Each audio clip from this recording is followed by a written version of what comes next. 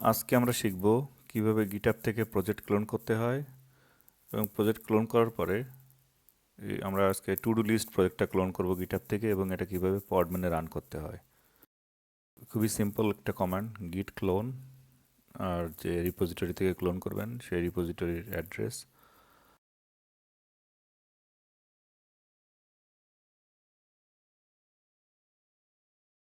যখন clone complete হয়ে যাবে তখন আপনারা যে ফোল্ডার আছে সেই ফোল্ডারে ঢোকার পরে দেখতে পারবেন টু ডু লিস্ট, এর ভিতরে ঢুকে দেখতে পারবেন পুরো প্রজেক্ট ডাউনলোড হয়েছে।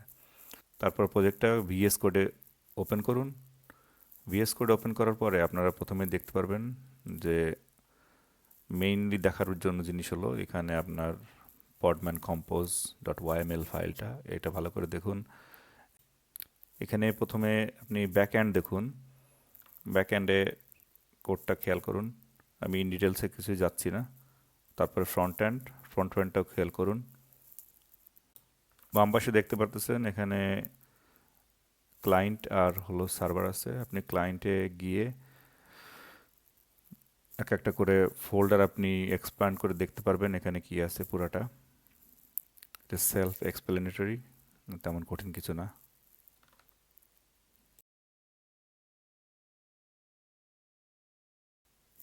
এখন আমরা টার্মিনালে যাব। টার্মিনালে গিয়ে আমরা পডম্যান কম্পোজ আপ এই কমান্ডটা লিখব, কিন্তু এই কমান্ডের আগে আমাদের আসলে পডম্যান কম্পোজ বিল্ড করতে হবে।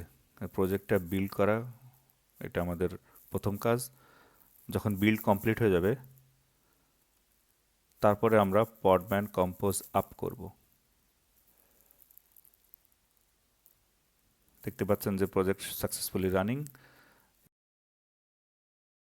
এখন ব্রাউজারে গিয়ে লোকাল হোস্ট 3000 ওপেন করুন, তাহলে আপনার টু ডু লিস্ট যে ওয়েবসাইট আছে সেটা দেখতে পাবেন।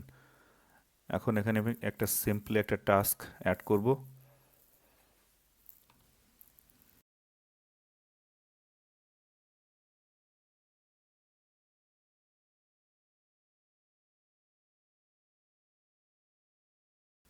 অ্যাড করার পরে দেখতে পাচ্ছেন এখানে টোটাল 1।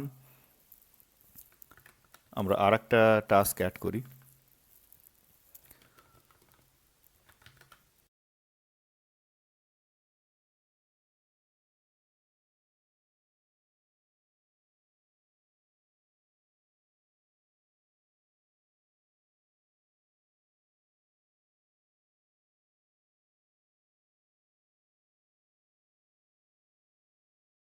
এখন আমাদের আরেকটা টাস্ক অ্যাড করা হয়েছে এবং যখনই আমরা চেক বক্সে ক্লিক করব তখন ওই টাস্কটা কমপ্লিটেড দেখাবে, উপরে ডান পাশে দেখা যাচ্ছে কমপ্লিটেড।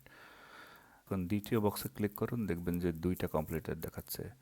এখন আমরা যদি কোনো টাস্ক ডিলিট করতে চাই জাস্ট সিম্পলি ডিলিটে ক্লিক করার পরে ওকেতে ক্লিক করলে দেখা যাবে যে আমাদের টাস্কটা ডিলিট হয়ে গেছে। এখন আমরা দেখতে পেলাম কিভাবে পডম্যানে আমরা পিএসকিউএল, নোড.জেএস এবং রিয়াক্ট প্রজেক্ট রান করতে পারি।